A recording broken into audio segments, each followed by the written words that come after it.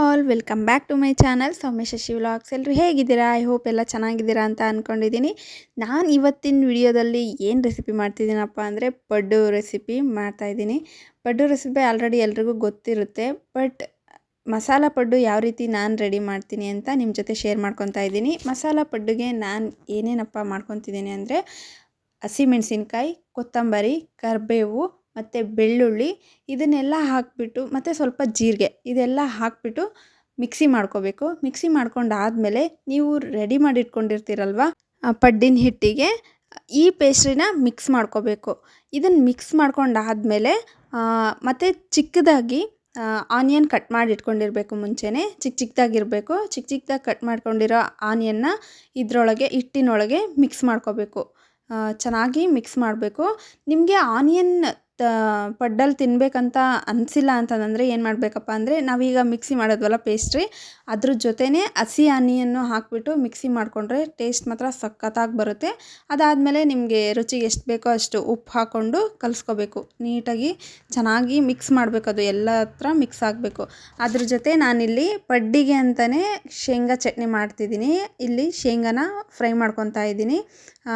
Fry ಮಾಡ್ಕೊಂಬಿಟ್ಟು ಅದಕ್ಕೆ ಹಸಿಮೆಣಸಿನ್ಕಾಯಿ, ಕಡಲೆಬೀಜ ಮತ್ತು ಕೊತ್ತಂಬರಿ, ಕರಿಬೇವು, ಬೆಳ್ಳುಳ್ಳಿ ಇದನ್ನೆಲ್ಲ ಹಾಕಿಬಿಟ್ಟು ಮಿಕ್ಸಿ ಮಾಡಿಕೊಂಡ್ರೆ ಶೇಂಗಾ ಚಟ್ನಿ ರೆಡಿ. ಇಷ್ಟೇ ಸಿಂಪಲ್ ಚಟ್ನಿ, ಬಟ್ ಪಡ್ಡಿಗೆ ಶೇಂಗಾ ಚಟ್ನಿನೇ ಕಾಂಬಿನೇಷನು. ಮತ್ತು ಅದಕ್ಕೆ ನಾನಿಲ್ಲಿ ಸ್ವಲ್ಪ ಒಗ್ಗರಣೆ 1 ಟೇಬಲ್ ಸ್ಪೂನ್ ಎಣ್ಣೆ ಹಾಕಿಬಿಟ್ಟು ಸಾಸಿವೆ ಮತ್ತು ಕರಿಬೇವು ಹಾಕಿಬಿಟ್ಟು ಒಗ್ಗರಣೆ ಮಾಡ್ಕೊತಾ ಇದ್ದೀನಿ. ಆ್ಯಕ್ಚುಲಿ ಒಗ್ಗರಣೆ ಹಾಕಿದರೆ ಟೇಸ್ಟ್ ಮಾತ್ರ ಸಖತ್ತಾಗಿ ಬರುತ್ತೆ. ಚಟ್ನಿದು ಇನ್ನೂ ಮಸ್ತಾಗಿರುತ್ತೆ. ಎಣ್ಣೆನ ಬಿಸಿ ಒಗ್ಗರಣೆನೇ ಹಾಕಬಾರ್ದು ಚಟ್ನಿಗೆ. ಎಣ್ಣೆ ಒಗ್ಗರಣೆ ಹಾಕಿಬಿಟ್ಟು ಅದನ್ನು ಹಾರೋದಕ್ಕೆ ಬಿಡಬೇಕು. ಅದು ಹಾರಿ ಆದಮೇಲೆ ನಾವು ಚಟ್ನಿಗೆ ಮಿಕ್ಸ್ ಮಾಡಬೇಕು. ಇಲ್ಲಾಂದರೆ ಚಟ್ನಿ ಬೇಗ ಹಾಳಾಗಿಬಿಡುತ್ತೆ. ಮತ್ತು ಅದಾದಮೇಲೆ ನಾನು ಪಡ್ಡು ರೆಡಿ ಮಾಡ್ಕೊತಾ ಇದ್ದೀನಿ. ಗ್ಯಾಸ್ ಮೇಲೆ ಹಂಚಿಟ್ಬಿಟ್ಟು ಅದು ಒಂದು ಸ್ವಲ್ಪ ಹೀಟ್ ಆದಮೇಲೆ ಆಯಿಲೆಲ್ಲ ಹಾಕಿ ಅದಕ್ಕೆ ಹಿಟ್ಟು ಹಾಕ್ಕೊತಾ ಇದ್ದೀನಿ. ಹಿಟ್ಟು ಹಾಕಿ ನಾನಿಲ್ಲಿ ಕ್ಲೋಸ್ ಮಾಡ್ತೀನಿ, ಲಿಡ್ ಕ್ಲೋಸ್ ಮಾಡ್ತೀನಿ. ಬಟ್ ಇಲ್ಲಿ ನಿಮಗೆ ಹೇಳಬೇಕು ಅಂತಲೇ ಕ್ಲೋಸ್ ಮಾಡಿಲ್ಲ. ಏನು ಮಾಡಬೇಕಪ್ಪ ಅಂದರೆ ಇದು ಅರ್ಧಂಬರ್ಧ ಹಿಟ್ಟು ಬೆಂದಿರಬೇಕು. ಅಂದರೆ ಮೀನ್ಸ್ ಈಗ ನಡುವೆ ಇದೆ ಅಲ್ವಾ, ಈ ಹಿಟ್ಟು ಇದ್ದಂಗೆ ನಾವು ಈ ಥರ ತಿರುವಿ ಹಾಕಬೇಕು.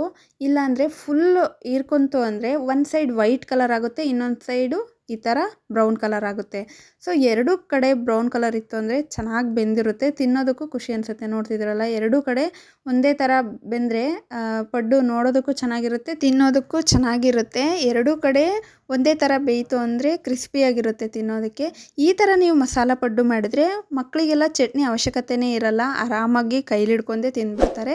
ಇವತ್ತಿನ ಮಸಾಲ ಪಡ್ಡು ರೆಸಿಪಿ ಎಲ್ರಿಗೂ ಇಷ್ಟ ಆಗಿದೆ ಅಂತ ಅಂದ್ಕೊಳ್ತೀನಿ. ಇಷ್ಟ ಆಗಿದ್ದರೆ ಪ್ಲೀಸ್ ಒಂದು ಲೈಕ್ ಮಾಡಿ, ಶೇರ್ ಮಾಡಿ, ಕಮೆಂಟ್ ಮಾಡಿ, ಮತ್ತು ನನ್ನ ಚಾನಲ್ನ ಸಬ್ಸ್ಕ್ರೈಬ್ ಮಾಡ್ಕೊಂಡು ನೋಡಿ. Thank you for watching.